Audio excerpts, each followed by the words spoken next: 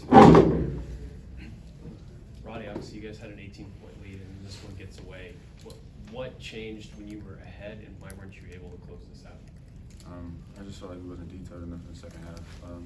First half we came out with a sort of aggression that we needed to withstand for the whole entire game. So in order for us to be the team we want to be, we got to be able to withstand that aggression and attention to detail. How do you do that, and is this team capable of doing that at this point in the year? Most definitely. Moving forward, I think that, like I said before, we still have the guys still bought in to what Coach Holman has set up for us. So I think we just really got to execute. Roddy, from your vantage point, what was supposed to happen on that last sequence where you guys had the turnover? Really just not to let Gayle get downhill to his right hand. That was one of his strong suits. So just little mishaps, like small attention to details we really should have did a lot better on.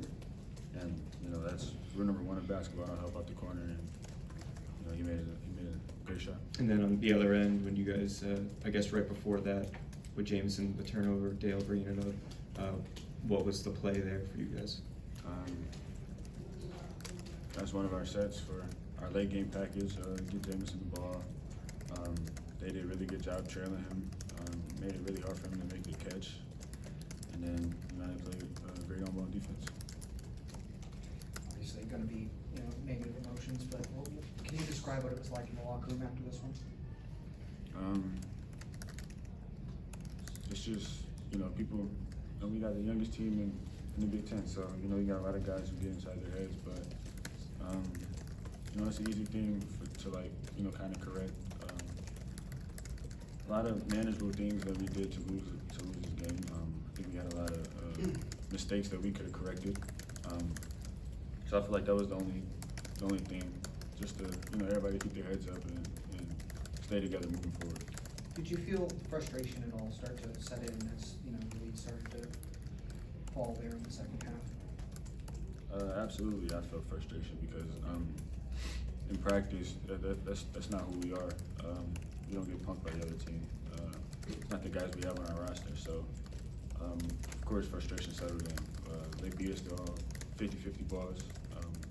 Started fouling. They started hitting shots, and we just wasn't detailed enough to be able to win, or detailed long enough to be able to win against a really good team. Rob? Yeah, I know you guys are staying positive, trying to stay positive, but how much anger is there? I mean, does this team need to get angry in certain situations and play with that kind of nastiness? Or is that an issue, or what's going on with these big leads sort of being lost? I feel like we just can't let our foot off the gas pedal. We kind of let them creep back into the game, and once they felt like they were able to, we gave them life. And anything is possible with a little bit of hope. So we just got to be able to keep applying pressure and be able to close out games much better than what we have in the past.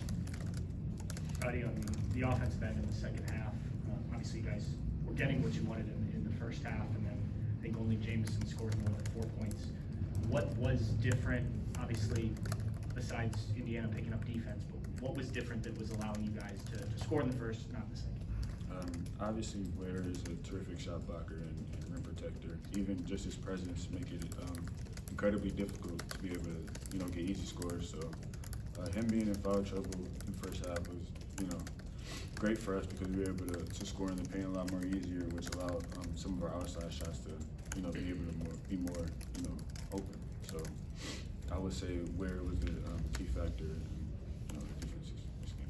And when this has happened now, obviously the Penn State game will be the one talked about because it was also 18 points, but there's been a series of games where you've had the leads in the second half and either haven't closed or the other team's come close and you guys pulled out.